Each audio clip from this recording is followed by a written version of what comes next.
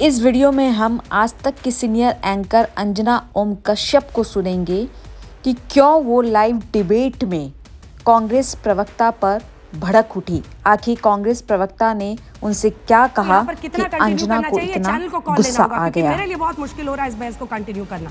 I am really sorry.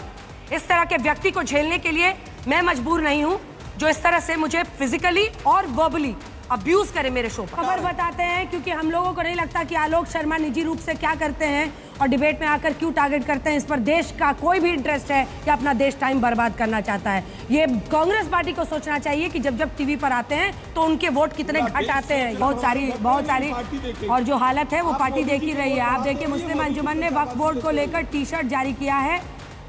मुझे लगता है कि अब मतलब इसको ये आज तक को तय करना होगा कि हम इस तरह के प्रवक्ता को यहाँ बिठाना चाहते हैं या नहीं बिठाना चाहते हैं, क्योंकि आकर आज तक पर चैनल पर और एंकर पर इस तरह से लगातार हमला करना मुझे नहीं लगता कि ये ठीक है और हम लोगों को ये बर्दाश्त करने की जरूरत है।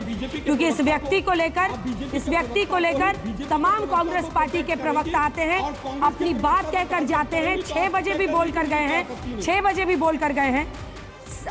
बजे भी बोल के जाएंगे, लेकिन उनमें से कोई भी इस तरह से बदसलूकी नहीं करता है और फिजिकली इंटिमिडेट करने की कोशिश नहीं करता है। लेकिन आप शारीरिक रूप से भी अग्रेसिव होकर डिबेट में जिस तरह से व्यवहार करते हैं, ये शर्मनाक है और मैं इसको पूरी तरह से पोस्ट करती हूँ। हर किसी के बारे में आपने बोला। अब आप देखिए, सवाल ये है कि आपको यहाँ पर कितना कंटिन्यू करना चाहिए। चैनल को कॉल लेना होगा क्योंकि मेरे लिए बहुत मुश्किल हो रहा है इस बहस को कंटिन्यू करना। I am really sorry. इस तरह के व्यक्ति को झेलने के लिए मैं मजबूर नहीं हूं जो इस तरह से मुझे फिजिकली और वर्बली अब्यूज करे मेरे शो पर।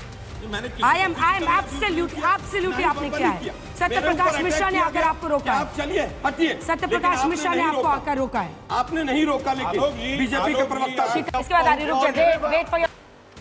आज कह रहे साहब वो तो कई लाख करोड़ जमीन है। क्या मोदी जी लाए थे? मोदी जी ने अपने मामा जी के घर से वक्फ बोर्ड में जमीन दी थी क्या? अरे भाई, किसकी जमीन है? वो वक्फ बोर्ड की जमीन है। ठीक है, चलिए आपने दूसरा एक और दूसरा। अब ये आप रुक जाइए, वेट फॉर योर टर्न। एक सेकंड, नो 293 -16 -12। अरे व्यक्तिगत टिप्पणियां प्रधानमंत्री व्यक्तिगत की बात नहीं है भाई, व्यक्तिगत की बात नहीं है। जवाब देना, जमीन किसकी है? प्लीज मैं जवाब देना। हर चैनल यही बता रहा है, इतने लाख अफसर दिया, इतने लाख अफसर। व्यक्तिगत होने का मैंने किसी के ऊपर टिप्पणी। अरे भाई, सरकार ने तो नहीं दी आपको। 10 सेकंड का अगर सरकार ने दी, पूरा कीजिए जल्दी।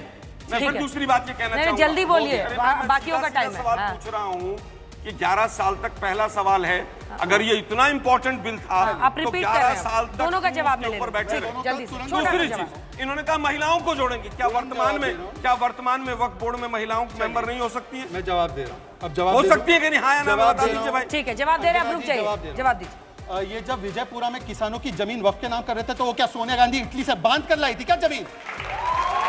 1500 साल पुराना शिव का मंदिर वक्त नाम करेंगे। अभी बीच में नहीं बोलेंगे, अंजना जी बीच में नहीं बोलेंगे। अंजना जी रोकिए, अंजना जी रोकिए। अंजना जी आपका काम है आपका धर्म रोकना। अंजना जी रोकने का काम है आपका। अंजना जी रोकने का काम आपका। अंजना जी आपका काम है रोकने का। मैं आपसे आग्रह कर रहा हूँ। मैं उनका मुंह नहीं दबा सकती हूँ, लेकिन उनसे विनती कर रही हूँ। मेरा भी गला फिर मत दबाइए। हाँ, मैं नहीं दबा रही, बीच में बोलूंगा, बीच में मत बोलिए, चुप रहिए। मैं पूछना चाहता हूँ कि 1500 साल पुराना शिव मंदिर जब घोषित कर दिया वक्फ की जमीन तमिलनाडु में, तो सोनिया गांधी के गांव से आया था क्या वो मंदिर? और आखिरी बात सुन लीजिए, आप बीच में मत बोलिए, बीच में मत बोलिए, बीच में मत बोलिए। चलिए वापस आइए टॉपिक पे, वापस टॉपिक पे आइए। रुकिए अभी। अंजना जी रुकने के लिए बोलिए। अंजना जी कितना हस्तक्षेप हो रहा है? मैं भी बीच में मैं भी बोलने नहीं दूंगा। आपके बीच में किसी ने नहीं बोला, चुप हो जाइए। अब दूसरी आखिरी बात, बिल्कुल आखिरी बात सुनिए। अभी उन्होंने कहा, अरे सुनिए भाई, छोड़िए, चलिए। अभी इन्होंने, अरे चुप सर, देखिए अंजना जी, अभी उन्होंने कहा कि मैं सीधा सवाल, अंजना जी ये तरीका ठीक नहीं, या तो आप हस्तक्षेप कीजिए या तो ये एजेंडा है। अंजना जी, इट इज माय टर्न। क्या मैं अपनी बात रख सकता हूँ? हाँ या ना? क्या मैं अपनी बात रख सकता हूँ? अंजना जी से बोलिए, अंजना जी से बोलिए। चलिए, अब अंजना जी, इन्होंने कहा कि मुस्लिम के लिए कर दिया। कर्नाटका में 4% मुस्लिम कॉन्ट्रैक्टर को दे दिया आपने रिजर्वेशन। आपको हिंदुओं की याद नहीं आई क्या? एएमयू में आपने SC ST का OBC का आरक्षण का था, हिंदुओं की याद नहीं आई क्या? हिंदू आतंकवाद कहते हैं और मुसलमानों को पहला अधिकार देंगे संसाधनों पर। आपको हिंदू की याद नहीं आई क्या? चुप रहिए आलोक शर्मा जी, बस हो गया। और सुन लीजिए अंजना जी, प्लीज बीच में हर वाक्य में मुसलमानों को अंजना जी हर वाक्य में डिस्टर्ब किया जा रहा है, हर वाक्य में डिस्टर्ब किया जा रहा है। बताइए, मैं इनकी पोल आपकी खुलेगी, पोल आपकी खुलेगी।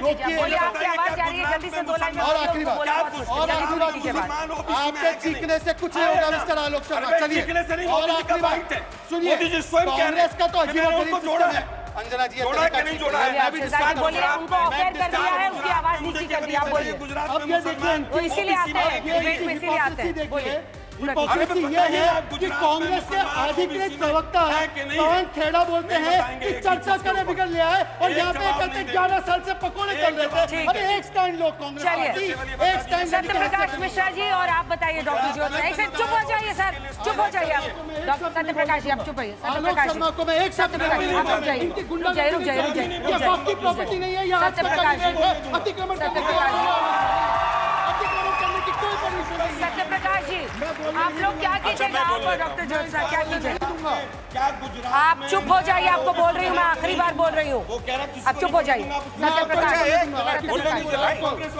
जी बोलिए, सत्यप्रकाश जी और डॉक्टर ज्योत्सना। प्रोफेसर जल्दी से बताइए कि आप लोग क्या मूड में हैं? एक से चलिए आप चलिए, वो शाहीन बाग बना देंगे हम क्या?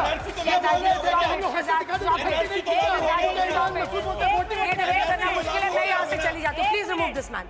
आपको इतना भी लिहाज नहीं है कि दूसरे पैनलिस्ट को बोलोगे ये तो भागना हो गया, ये तो भागना हो गया। के चले, जवाब नहीं है कांग्रेस पार्टी। बैठिए बैठिए, मुझे आपसे सवाल करना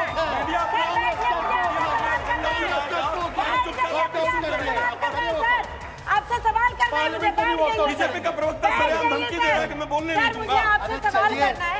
एक मिनट सर, रुक जाइए। चलिए नहीं, चलिए बहुत देखिए आप जैसे बहुत देखे मैंने। अब जिस तरह से मन करे उस तरह से देख लेना। कल पार्लियामेंट जिस तरह से मन करे उस तरह से देख लेना, और जहाँ मन करे वहाँ देख लेना। आलोक भाई, अच्छा सुनिए सर, पहले तो आप कमलनाथ से अपना सुलझा लीजिए। सुलझा रखा है मैंने कमलनाथ से पहले सुलझा। अच्छा आलोक शर्मा, मेरा मुंह मत लगो, मैं आपको सम्मान दे रहा था। आपने अपनी बात रखी, मेरे बीच में आप लगातार बोल। और मैं आपसे डरने वाला नहीं हूं। आप जैसे लोगों को बहुत देखा है। अच्छा, मुझे बोलने का मौका मैं दीजिए। आपसे कह रही हूँ, प्लीज फिजिकली अग्रेसिव मत होइए, बैठ जाइए। मैं आपको बता रही हूँ, इनको एक पसमानदा मुसलमान नहीं भाता। मैं पसमानदा हूँ, इसको मुझे गाली देते हैं।